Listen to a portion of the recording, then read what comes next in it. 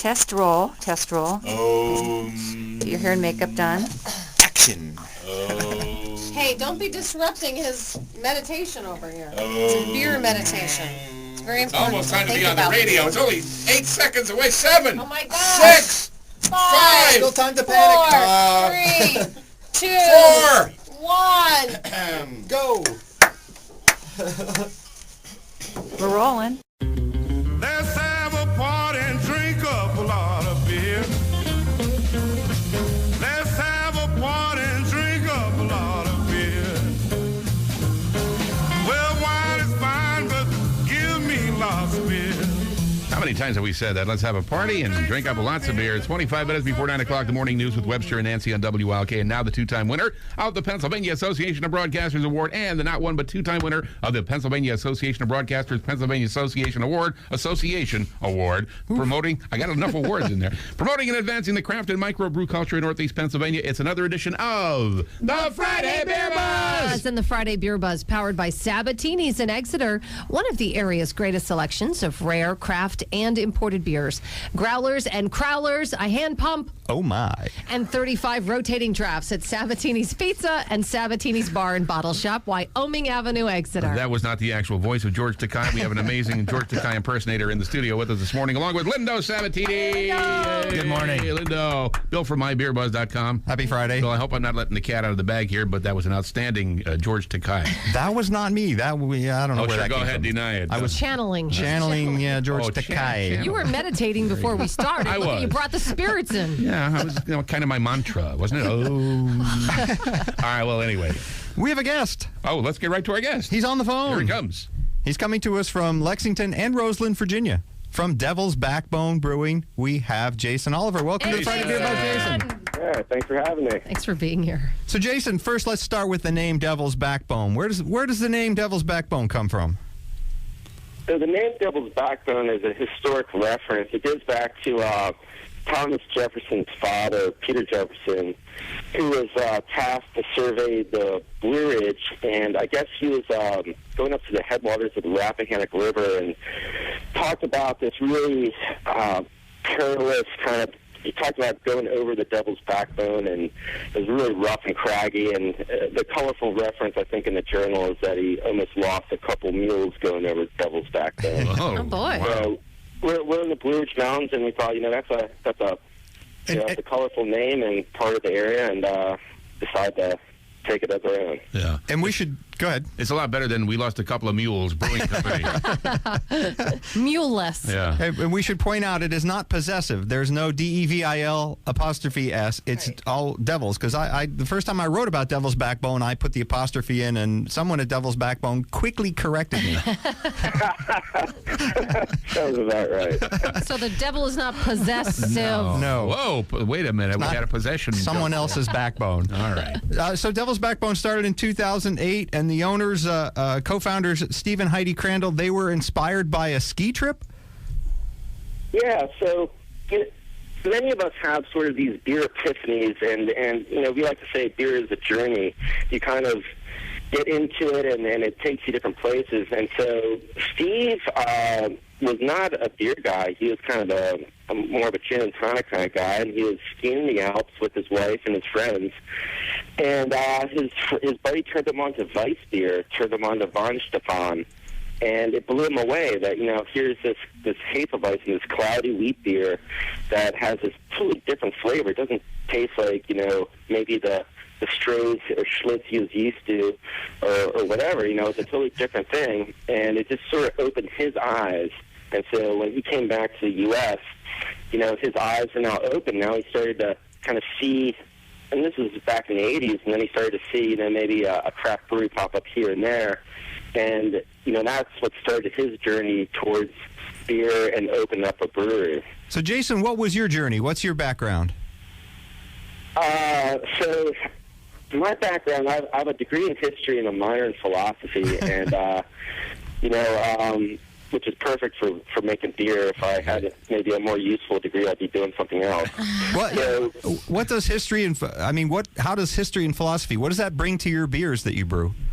Well, actually, it brings a lot, and I was being a little facetious there, but beer has a rich history, and beer sprung up, before we really started to develop our own culture in the United States. We're obviously looking towards Europeans, and beers sprouted up in Europe, and each country has its own rich brewing tradition, and it has continuity, and beer is part of the culture.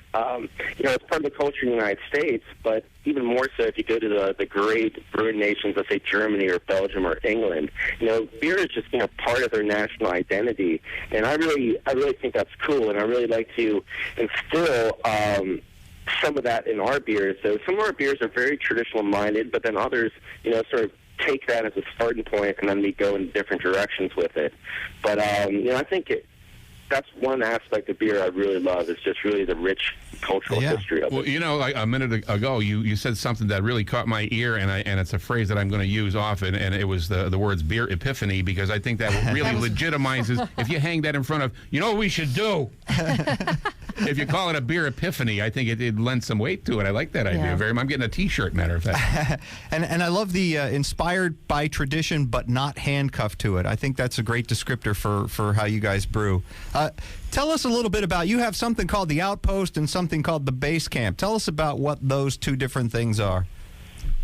So we started in 2008 as a brewery restaurant, which is what we call the Devil's Backbone Base Camp brewery restaurant, and it's in the foot of the Blue Ridge Mountains. It's right below the Appalachian Trail and the Blue Ridge Parkway, very close to the ski resort called the Wintergreen. And that's where we started in 2008, and that's where our beers sort of get developed. We look at it now as sort of our test kitchen. That's a small brewing system, and we get to develop the recipes, and that's where we started. We started getting some good reviews for our beers and some accolades, and decided to build a production brewery so we could put beer into bottles and kegs for water distribution. So we went over to Lexington, Virginia, which is on the other side of the Blue Ridge Mountains, and built a bottling facility over there. And what brew house sizes are we talking about both places?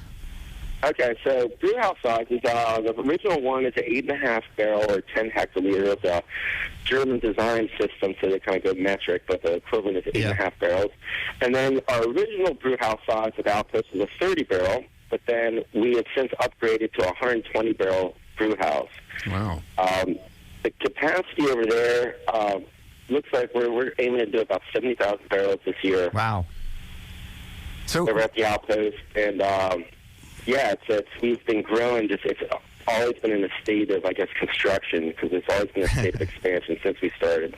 That's a big brew house. So you guys are brewing big batches of beer, and I'm actually very happy to hear that. We have 3 in front of us today, so we should start talking about some of them. I have 2.5. Our first one. Let's start with Vienna Lager. Tell us a little bit about Vienna Lager. So when I started to help open up Devil's Backbone in 2008 at the Base Camp, I wanted to make it kind of a brewer's brewery. And what I meant by that is that I wanted to have a lot of variety go through that place. So, and this was in 2008, maybe on the cusp of the paradigm shift, maybe a little before it, but I had 4 year-round beers and then 6 seasonal beers. At other breweries I used to work at, it was always maybe you'd have 5 or 6 year-round beers and 1 and 2 kind of changing beers, special beers or seasonal beers. But I wanted kind of the opposite of that. I wanted to have more specialty beers coming through the place than standard flagship beers. But of those 4 beers, Vienna was one of them. And when we decided the Vienna Lager is a nice amber seed lager beer. It's brewed in a European tradition, perhaps the old-fashioned way, old-fashioned Vienna style, which is much darker than what it is now. And it's just a nice malty, smooth lager. It's really approachable. I like to say it gives you a lot, but doesn't take much from you. It has a lot of flavor, has great color, but it's not too heavy. It's not too bitter. It's not too sweet.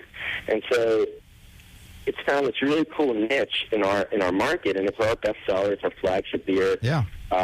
We can barely keep up with the stuff, and it's found this really good niche because normal beer drinkers, when I say normal, I mean no kind of macro beer drinkers, or people who just, they might not be beer aficionados, they just, like beer, they love that beer. But then also, some of the more aficionado people really like that beer too. It's sort of a go-to, it's a great sessionable beer. So yeah, and it's kind of a neat thing. It kind of has its own life right now. And it's 5.2% ABV, and we should mention that this is the 2015 GABF Gold winner in that category, and that's a tough category, so congratulations on that. That's excellent. Thank you. Very good. We also have here the one that I've been resistant to try here because I know it's going to be my favorite, and I know I'm going to drink it all the way down. We have your 8-point IPA. Tell us about 8-point IPA. Okay, and so that was another one of the 4 original standard beers. And so I moved down. So base camp it's not in a town. It's really in the country. It's in kind of the head of this valley. It's a beautiful place where you have mountain views about 207 degrees around you. It's kind of hemmed in by the mountains. Beautiful place. So I moved down there from downtown D.C., and I like to say I moved from downtown to no town, and I was living on the side of a mountain, and I was installing the equipment, and I was just kind of waking up, before I went to work, I was just having some coffee, sitting on my front stoop, and I heard this little rustle in sort of the hedges, little fence row, and 2 8-point bucks kind of walked by. Wow. And Nice. At that moment, I was thinking about the 8-point IPA, or the IPA, and I was like, all right, well, I'm going to name it 8-point IPA, and there's a sort of dorky brewer's talk that I was going to add 8 hops, 8 different times, but that I since simplified that a little bit, but I kept the name. And you didn't get to 8% ABV either. And there's a beer epiphany. How about it? And there are no 8-point bucks in this beer. This is 6.2% ABV, nice and resinous and hoppy, a really nice beer. We're getting down to a minute, Jason, and we have one more to try. So tell us about Cran-Gose. Cran-Gose are awesome. So that's our first release in 2016 of our Day Pack series in cans. And so we have different series. The Day Pack is meant to be sessionable, packable. They're cans, they're safe, lower ABV, so meant more for an active lifestyle. Gose is a neat style that's been revived, an old German sour style of beer.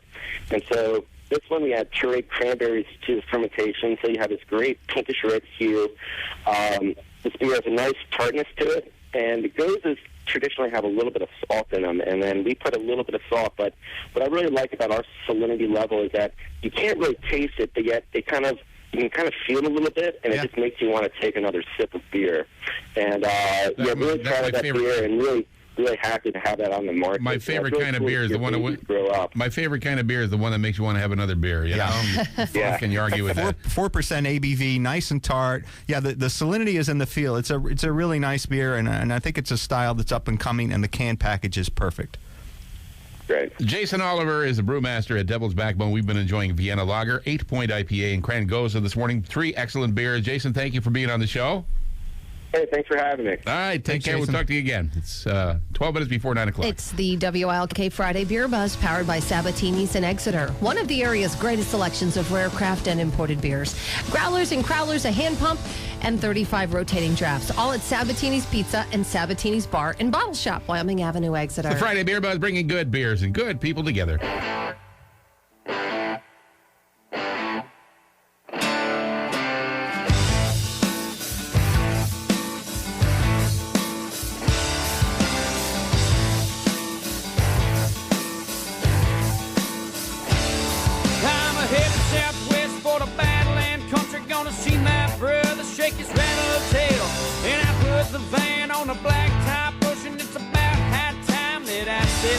And now see you down the road.